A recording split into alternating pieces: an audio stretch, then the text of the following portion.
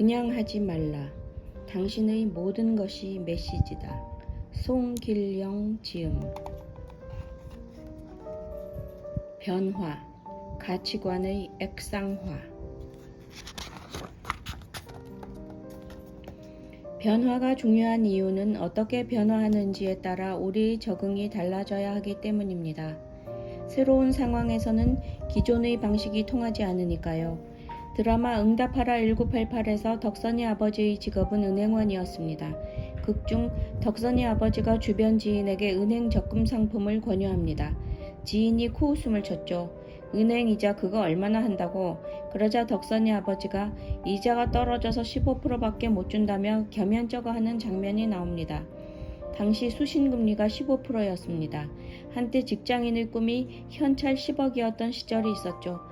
그러면 1년 이자가 1억 5천만 원이니 이자 소득세를 내도 월 800만 원은 수중에 떨어집니다. 당시 물가를 감안하면 먹고 살고도 남는 돈이에요. 말하자면 당시 일반 직장인들에게 10억은 원금 손실 없이 영원히 작동하는 꿈의 연구기간 같은 거였습니다. 그러나 지금은 100억이 있어도 그렇게 못 살아요. 시중 수신금리가 1%도 안 되는 데다 이자 소득이 2천만 원만 넘어가면 종합소득세가 붙는 바람에 이자로 1억을 벌어도 세금 떼고 나면 한 달에 500만 원도 못 가져갑니다. 그것도 100억이 은행에 있을 때의 얘기니 이자 소득만으로 먹고 사는 시나리오는 이제 통하지 않습니다. 설령 더 큰 돈이 있다 해도 내가 살아있는 동안 화폐 가치가 유지돼야 그 돈이 값어치를 합니다. 우리가 앞으로 얼마나 오래 살 텐데 사는 동안 경제 위기를 한 번도 안 겪을 가능성이 있을까요? 인플레이션은 없을까요? 미래가 우리 생각대로 희망하는 대로 되기는 쉽지 않아요. 환경이 바뀌면 과거의 계획은 무의미해집니다. 변화가 일어났다는 것은 삶에 대한 우리의 정의와 그에 따른 준비를 돌아보아야 하는 상태가 되었다는 뜻입니다. 출근을 꼭 해야 하나요? 일부에서 살펴본 세 가지 변화의 상수는 분화하는 사회, 장수하는 인간, 비대면의 확산이었습니다. 이렇게 짧게 바라본 것만으로도 삶의 변화가 굉장히 빠르고 진폭이 커졌다는 것을 알 수 있습니다. 기존의 삶의 방식이 변화되면 일하는 방식뿐 아니라 비즈니스 자체가 바뀌게 되죠. 앞서 말씀드린 것처럼 주문 방식이 무인화되고 로봇 바리스타가 나오기도 하고요. 이 변화를 어떻게 수용하고 준비할 것인지 봐야 할 것 같습니다. 온 가족이 모여 한 대의 TV를 보던 시절이 있었습니다. 지금은 가족이 모여 있어도 각자 다른 디바이스를 보고 나아가 한 사람이 여러 화면을 보기도 합니다. 이 이야기를 어느 기업 연구소에 가서 발표했더니 그 회사의 대리님이 자기도 그렇다고 하더군요. 재택근무할 때 집에서 3대의 디바이스를 놓고 일했답니다. 그러다 회사에 오니 일하기가 너무 불편하대요. 회사는 PC 모니터 하나밖에 안 주거든요. 더 나쁜 건 회사에서는 부장님이 자꾸 모니터를 본다는 것입니다. 뭐 해요? 하면서. 옆에서 잘 보이지 않도록 화면에 편광 필름을 붙여도 소용이 없대요. 그래서 회사가 싫다는 사연이었습니다. 자기는 일할 때 여러 개의 디바이스가 필요한데 선배들은 유난 떤다 그러니까요. 상사는 왜 모니터를 하나밖에 안 줄까요? 여러 이유가 있겠죠. 책상이 넓지 않아서일 수도 있고 옆자리 박과장은 가만히 있는데 김대리만 어떻게 3개를 주느냐는 형평성의 문제일 수도 있고요. 그러나 가장 큰 이유는 공감하지 못해서가 아닐까요? 김대리와 같은 방식으로 일을 해오지 않았기 때문에 공감하지 못하는 것입니다. 회사에서는 집중하라고 하나의 스크린을 줬지만 오히려 김대리에게는 여러 대의 스크린이 업무에 최적화된 형태라면 기존의 업무 방식과 준비가 과연 성과를 높이는 데 도움이 되었는지에 대해 조직 안에서도 이견이 있을 것 같습니다. 특히 밀레니얼뿐 아니라 G세대는 디지털 네이티브라 불릴 정도로 디지털 커뮤니케이션 방식에 익숙합니다. 테크놀로지에 대해서도 이전 세대에 비해 장벽이 낮고요. 테크놀로지에 대한 정의 중 제가 좋아하는 것은 당신이 태어난 다음에 나온 것이라는 말입니다. 컴퓨터 과학자 앨런 케이의 말인데 한마디로 내가 새로 배워야 하는 신기한 게 테크놀로지라는 거예요. 저에게 스마트폰은 테크놀로지입니다. 그래서 처음 쓸 때 적잖이 애를 먹었죠. 반면 1996년 이후 태어난 G세대는 스마트폰이 너무 쉬운 기술입니다. 태어날 때부터 스마트폰에 대한 적응력이 뛰어나고 영상으로 대화하는 데 익숙합니다. 이들이 처음부터 기계와의 대화를 배웠다는 것이 데이터에 나타납니다. 아기의 첫 마디가 아마존의 AI 스피커를 부르는 알렉사였다는 농담이 있을 정도로요. 실제로 2돌도 안 된 꼬마가 태블릿 PC를 척척 쓰는 걸 보고 신기해하는 어른들이 많습니다. 그 아이에게는 오히려 책이 어렵습니다. 확대도 안 되고 클릭도 안 되니까요. 그래서 손가락을 벌려보고 꾹꾹 눌러도 보다가 결국 책에 화를 냅니다. 이 아이에게 책은 적합한 미디어가 아닌 거예요. 저는 여전히 종이책이 좋습니다. 손에 잡히는 물성이 좋고 페이지를 넘길 수 있고 꽂을 수 있으니까요. 그런데 다음 세대는 검색이 안 돼? 그걸 어떻게 봐? 라고 합니다. 이런 차이는 각자에게 너무 중요합니다. 여러분의 생각대로만 판단하면 안 되는 이유입니다. 이들 디지털 네이티브를 가리켜 네이티브 프로듀서라고도 합니다. 그 전까지는 창의적 활동이 그림을 그리거나 글을 쓰는 정도였다면 이들은 디지털 디바이스를 이용해 멀티미디어를 만들고 그걸 기반으로 더 많은 창의 활동을 자연스럽게 해오고 있습니다. 중학교에 다니는 저희 아이는 최근 졸업작품전을 메타버스 플랫폼인 게더타운에서 열었습니다. 아이와 친구들은 각자가 만든 멋진 작품들을 디지털에 전시하고 아바타로 전시장에 방문한 학부모들에게 기쁘게 설명해 주었습니다. 일하는 방식도 이처럼 바뀔 테니 조직은 새로운 방식으로 산출된 결과를 어떻게 조합해서 전체 큰 목표를 달성할 것인지 고민해야 합니다. 예를 들어 직장인이 일하는 기존의 방식은 사무실에 물리적으로 출근해서 하는 것입니다. 그래서 다들 회사가 있는 건물에 갔죠. 그러다 문득 내 업무는 데이터로 만들어서 제공하는 건데 반드시 출근해야 하는가 하는 의문이 생깁니다.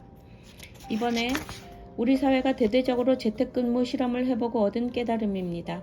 한국 사회에서 재택근무는 2019년 4분기, 즉 코로나19 직전까지는 사실상 존재하지 않던 단어였습니다. 여기서 존재하지 않는다는 뜻은 사전에는 있지만 실체가 없는 단어라는 뜻입니다. 이를테면 유니콘 같은 거죠. 기껏 쓰여도 비트코인, 소자본, 투자 같은 단어와 함께 나왔습니다. 주로 불법 다단계 같은 글들에 재택근무가 쓰였다는 거죠. 거꾸로 말하면 재택근무라는 말이 나오자마자 우리는 그 글을 믿고 걸러왔습니다. 그건 위험한 방법이고 낚이면 곤란하니까요. 이처럼 우리 사회에 수용되지 않던 재택근무를 이번에 상당수의 건실한 기업들이 먼저 도입했습니다. 심지어 해외의 큰 기업들은 코로나가 종식되어도 본사 건물을 물리적으로 두지 않고 재택근무를 유지하려는 움직임을 보이고 있습니다. 팬데믹 기간 동안 재택근무를 해보니 성과가 떨어지지 않았거든요. 마이크로소프트가 낸 보고서에 따르면 개발 직군이 집에서 일하는 경우와 회사에 나와서 일하는 경우의 성과 차이가 없었습니다. 개발 직군의 한정한 연구이긴 하지만 다른 기업에서도 물리적으로 만나지 않더라도 업무 보는데 지장이 없었고 심지어 더 높은 성과를 내는 경우도 있었습니다. 한 기사에서는 40% 이상 출장 비용이 줄었지만 업무에 문제가 없는 것으로 평가되어 코로나 이후에도 출장 예산을 편성하지 않겠다는 기업이 늘고 있다 합니다. 이런 결과가 나오면 그 다음에는 자연스럽게 반드시 출근할 필요가 있는가? 라는 질문이 나오겠죠. 그러면 회사는 직원들이 출근했을 때와 하지 않았을 때의 전체적인 손익 비교를 해볼 것입니다. 아시는 것처럼 마이크로소프트 본사가 있는 미국 워싱턴주의 부동산 압박은 상당합니다. 집값이 뛰면 직원들이 생활에 필요한 최소임금 수준도 올라갑니다. 구글이 초봉으로 12만 달러나 지불하는 이유는 인근 주거비용이 원 3,000달러 이상인 경우가 흔하기 때문이라 합니다. 그만큼의 비용이 직원들의 월세로 빠져나가는데 만약 이들이 캘리포니아가 아니라 한적한 아리조나주에 산다면, 나아가 미국이 아닌 인도네시아 발리에 산다면 이보다 더 낮은 급여로도 삶의 질이 올라가겠죠. 직원도 행복하고 회사도 비용을 줄일 수 있을지 모릅니다. 다시 말해 그동안 우리가 가졌던 전제, 즉 반드시 회사에 출근해야 한다는 통념이 제거되면 효율을 추구하는 상상은 끝도 없이 나아갈 수 있습니다. 재택근무가 우리 사회에 받아들여진다면 앞으로 어떤 일이 벌어질까요? 출근하지 않아도 된다면 사무실은 필요한가요? 나아가 어느 회사는 직원 복지를 위해 전세자금이나 월세를 보조해 주기도 하는데 그게 꼭 필요한 일일까요? 많은 기업이 출퇴근 교통비를 지원하는데 과연 필요한가 하는 의문이 들기 시작하죠. 더 나아가 굳이 얼굴 보면서 일하지 않아도 된다면 반드시 같은 나라에 있는 사람을 뽑을 필요도 없습니다. 이런 식으로 생각이 계속해서 확장됩니다. 처음에는 많은 분들이 이런 말을 했습니다. 재택근무는 한시적인 비상대책이니 코로나가 끝나면 예전으로 돌아갈 거라고요. 그러나 제가 보기에 경제적 측면만이 아니라 복지 측면에서도 재택근무를 둘러싼 논쟁이 앞으로 치열해질 것입니다. 막강한 대안으로 메타버스까지 등장한 마당이니 말입니다. 출발선의 원칙이 무너지면 매 단계의 기준이 바뀌기 때문에 혁신이 확산됨에 따라 변화하는 것들을 계속 주목해야 합니다. 나아가 지금은 천재가 짠 코드가 수억 명에게 혜택을 줄 수 있고 한 명이 만든 에러는 엄청난 피해를 낳을 수 있습니다. 그전에는 마치 일마력처럼 한 사람이 하루에 움직일 수 있는 에너지의 총량이 제한되어 있으니 생산성도 일정할 것이라 생각했습니다. 그래서 일당을 받았죠. 그러나 이제는 창의성과 그에 따른 성과가 균등하지 않다는 게 여러 산업에서 목격되고 있어요. 그렇다면 더 나은 솔루션을 제공하는 조직에서 일하고 싶어하는 더 생산성 높은 인류가 존재할 것이므로 부가가치가 높은 분야부터 재택근무에 대한 수용성이 높아질 수밖에 없습니다. 그들의 요구에 부합하는 환경을 제공하지 못하면 우수한 분들을 고용하지 못할 것이고 전체 조직의 성과도 떨어질 테니까요.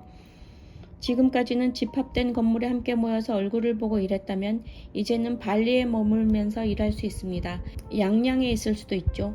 이런 식으로 업무 방식이 바뀔 수 있어요. 업무의 산출물이 바뀌고 결과물을 내는 방식도 바뀌면 그에 따라 구성원들을 어떻게 배려할 때 일을 잘할 수 있는지도 바뀌게 될 것입니다. 누구는 평소대로 출근할 것이고 누구는 치앙마이에 한 달 있겠다며 백팩 메고 떠날 수도 있겠죠.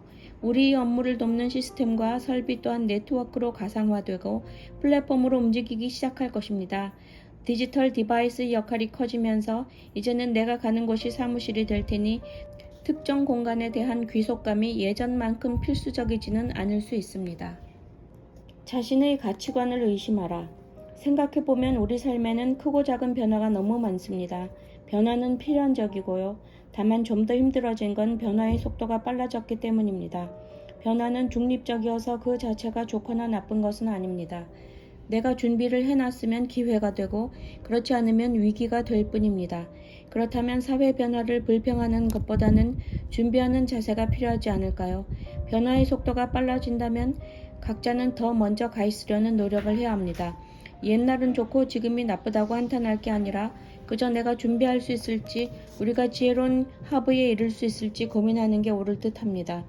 예를 들어 코로나를 계기로 우리는 유연근무, 재택근무, 원격지 근무 등의 제도를 시험해봤고 새로운 방식을 전향적으로 받아들여야 한다는 것을 느꼈습니다.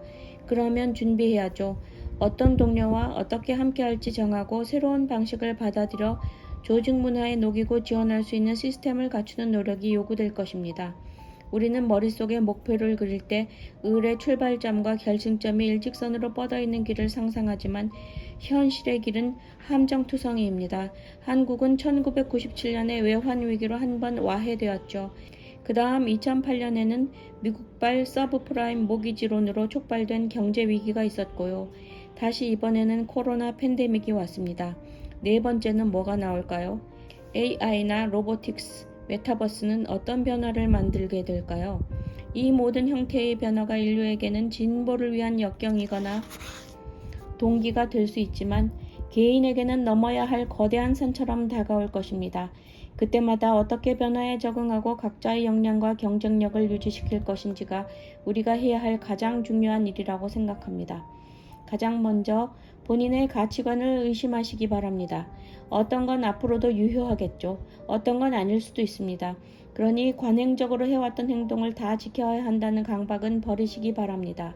새로운 시대에 필요한 것 남기고 아닌 것들은 이번에 과감하게 다시 정의해보자는 마음가짐이 우리가 변화와 위기에서 얻은 소중한 경험이자 기회가 아닐까 합니다.